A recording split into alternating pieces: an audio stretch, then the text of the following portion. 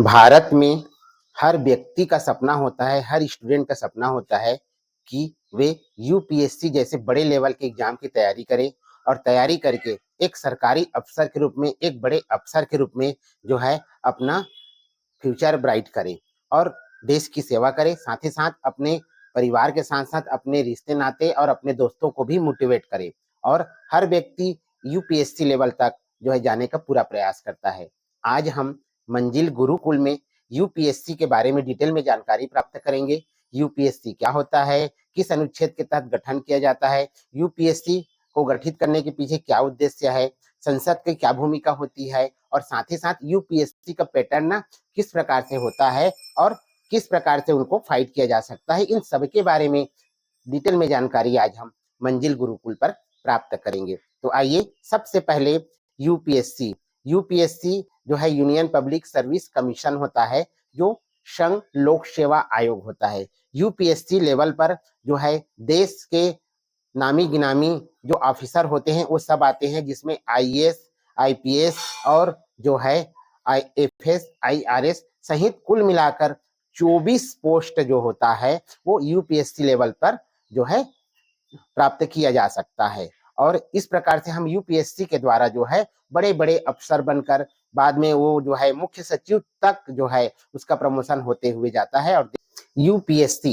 Union public service commission, जिन्हें हम संघ लोक सेवा आयोग के नाम से जानते हैं, यूपीएससी का गठन संविधान के अनुच्छेद 315 के तहत किया गया है। अर्थात 315 में ये बताया गया है कि संघ के लिए यानी कि केंद्र के लिए और राज्य के लिए जो है लोक सेवा आयोग का गठन किया जाएगा। यूपीएससी की स्थापना करने का श्रेय यानी कि उसके वस्तुकार जो है सरदार वल्लभ भाई पटेल को माना जाता है, उसके जनक माना जाता है, जिन्हें हम अखिल भारतीय सेवाओं के नाम से जानते हैं। अर्थात अखिल भारतीय सेवाओं का जनक या वस्तुकार सरदार वल्लभ भाई पटेल को माना जाता है। यूपीएससी की जो है स्थापना जो है 1 अक्टूबर 1926 को की गई। इसमें एक अध्यक्ष होते हैं और 10 सदस्य होते हैं। इसके अध्यक्ष और सदस्यों की नियुक्ति जो है राष्ट्रपति के द्वारा की जाती है। साथ ही साथ सदस्यों को उनके पद से हटाने का भी जो प्रोसेस है वो राष्ट्रपति के द्वारा किया जाता है। अर्थात यूपीएससी के अध्यक्ष सहित उनके सभी सदस्यों की नियुक्ति का प्रावधान राष्ट्रपति से ही संपन्न होता है और उसे पद से हटाने का प्रावधान भी राष्ट्रपति से ही संपन्न होता है। यदि कोई सदस्य इस्तीफा देना चाहता है तो भी वो राष्ट्रपति को ही जो है अपना इस्तीफा लिखित में सौंप सकते। यूपीएससी का जो है अधिकतम कार्यकाल 6 वर्ष होता है, या यदि इसकी आयु जो है 65 वर्ष पूरे हो गई हो, जो भी पहले आए वो उसका कार्यकाल होता है। अब यूपीएससी के जो प्रथम अध्यक्ष है उसका नाम है सर रास बारकर। और यदि हम यूपीएससी के प्रथम भारतीय अध्यक्ष की बात करें तो के कृपलानी यूपीएससी के प्रथम अध्यक्ष हैं भारतीय के रूप में, और महिला अध्यक्ष के रूप में आर एम बाथौ जो यूपीएससी की पहली महिला अध्यक्ष है। अब आगे बढ़ते हैं। यूपीएससी जो अखिल भारतीय सेवाओं का स्रोत है, इसका जो पूरा पावर है अनुच्छेद 312(1) के तहत संसद को दी गई है। अर्थात यूपीएससी का गठन, यूपीएससी में कितने सीटें आएंगी या कितने पद रिक्त रहेंगे, ये सब कौन निर्णय करता है? संसद करता है, अनुच्छेद 312(1) के तहत। इसमें जो है संसद के द्वारा अखिल भारतीय सेवाओं का सृजन किया जाता है। साथ ही साथ यूपीएससी यानी अखिल भारतीय सेवाओं के सृजन में लोकसभा के बजाय राज्यसभा की भूमिका ज्यादा होती है, क्योंकि वही जो है यानी कि राज्यसभा 2/3 बहुमत से पारित करके जो है एक प्रस्ताव पारित करके राष्ट्रहित में आवश्यक घोषित जब तक न कर दे तब तक यूपीएससी में जो रिक्त पदों का जो सृजन नहीं किया जा सकता। यानी कि कह सकते हैं कि राज्यसभा की भूमिका इसमें सर्वाधिक होती है और पदों का सृजन करने का जो श्रेय है या फिर अधिकार है वो संसद को है, जिसमें लोकसभा, राज्यसभा और राष्ट्रपति तीनों सम्मिलित होते हैं।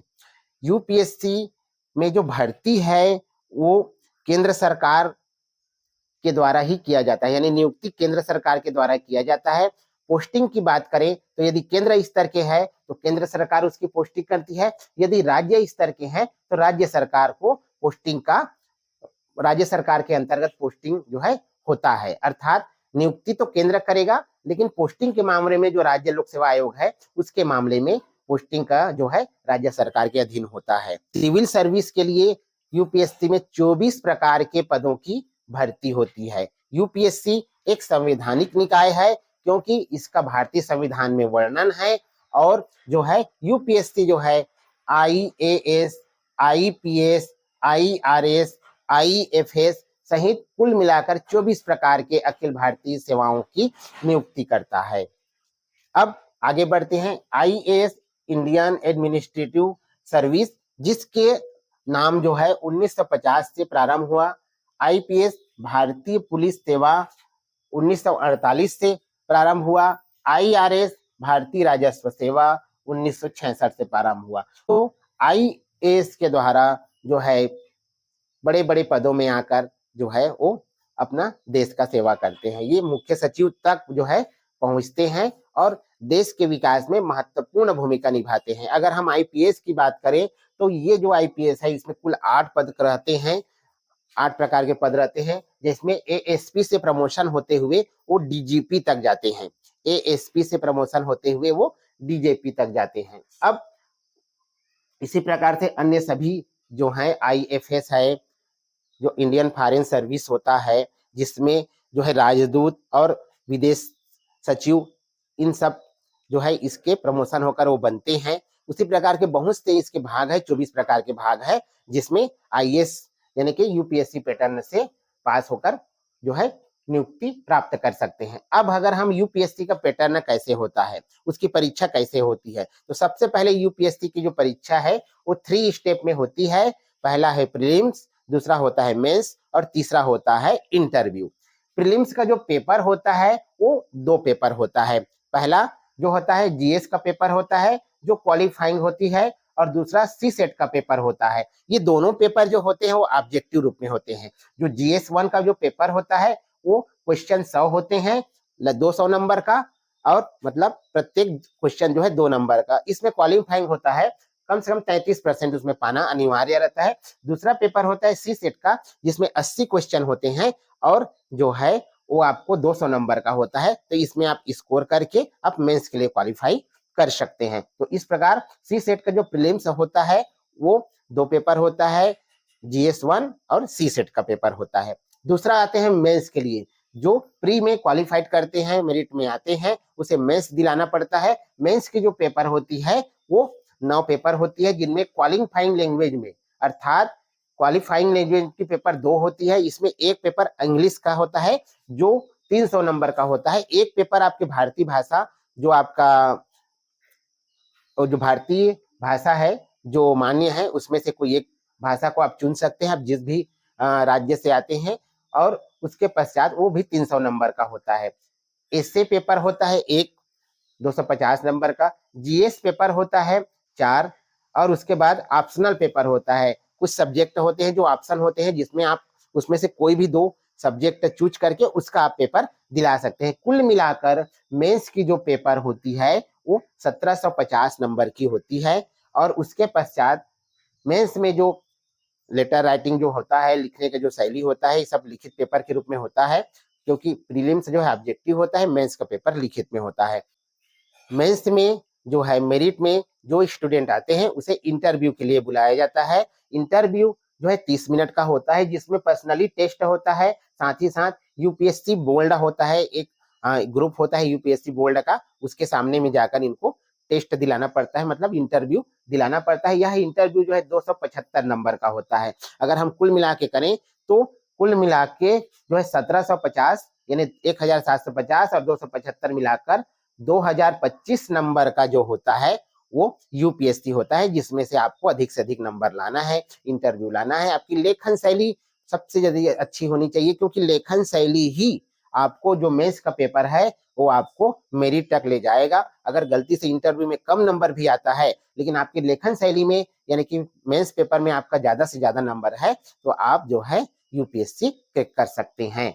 यूपीएससी करने के पश्चात उसका जो प्रशिक्षण स्थल होता है वो मसूरी में है, उत्तराखंड में है। उसका नाम है लाल बहादुर शास्त्री राष्ट्रीय प्रशासन एकेडमी, और इन्हें आप लेफ्सना के नाम से भी जानते हैं। तो मसूरी में जो आईएएस, आईपीएस यानी आईआरएस, आईएफएस जितने भी यूपीएससी सिलेक्टेड जो अधिकारी होते हैं वे वहां जाकर ट्रेनिंग करते हैं। तो आज हम मंजिल गुरुकुल में जो है यूपीएससी के बारे में मैंने बताने का पूरा प्रयास किया है। साथ ही साथ इसमें जो मेन चीज है उसको मैं बता दूं कि यूपीएससी के जो प्रथम अध्यक्ष हैं वो सर रास बारकर हैं, और उसके प्रथम जो भारतीय अध्यक्ष है वो एच.के. कृपलानी है। प्रथम महिला अध्यक्ष है वो जो है आर.एम. बाथम है, और अभी वर्तमान में 32वें जो अध्यक्ष थे वो प्रीति सूदन थी, जो 1 अगस्त 2024 से थी। उसके बाद में 33वें जो अध्यक्ष बने हैं वो है अजय कुमार, जो पूर्व में रक्षा सचिव रह चुके हैं। इनका कार्यकाल जो है अक्टूबर 2027 तक रहेगा। ये जो है अध्यक्ष में अभी थोड़ा फेरबदल इसलिए हुआ है कि डॉक्टर मनोज सोनी, जिन्हें यूपीएससी का अध्यक्ष बनाया गया था 20 जुलाई 2024 को, और इनका जो कार्यकाल था वो 15 मई 2029 तक था। लेकिन किसी कारणवश इन्होंने अपने पद से इस्तीफा दे दिया, जिसके वजह से फिर 32वें प्रीति सूदन और 33वें में अजय कुमार को बनाया गया है। तो वर्तमान में अगर यूपीएससी के अध्यक्ष की बात करें तो यूपीएससी के अध्यक्ष अजय कुमार जो है वर्तमान में है, जिसका कार्यकाल अक्टूबर 2027 तक रहेगा। तो यूपीएससी जो हर बच्चों का सपना होता है, यूपीएससी एक बहुत बड़ी सोच होती है, और उस सोच को जो है हमको सही करने के लिए बचपन से ही जो है उसमें आपको यूपीएससी के माइंड मैप में आपको बैठा लेना है, और यूपीएससी की तैयारी करते समय जो है बचपन से ही उसको आगे बढ़ लेना है। नोट्स बनाने का प्रयास हमेशा करना है, क्योंकि इसका लेखन शैली ही आपको यूपीएससी क्रैक कराएगा। आप अगर मेंस में जितना ज्यादा आपका लेखन शैली स्टैंडर्ड का होगा, अच्छे नंबर का होगा, आपको अच्छे नंबर मिलेंगे। कैसा लगा दोस्तों यह जानकारी जरूर बताइएगा। मंजिल गुरुकुल हर वो स्टूडेंट के लिए है जो जमीनी स्तर से जो है तैयारी करना प्रारंभ करता है और उन्हें सहयोग करने का पूरा प्रयास करता है।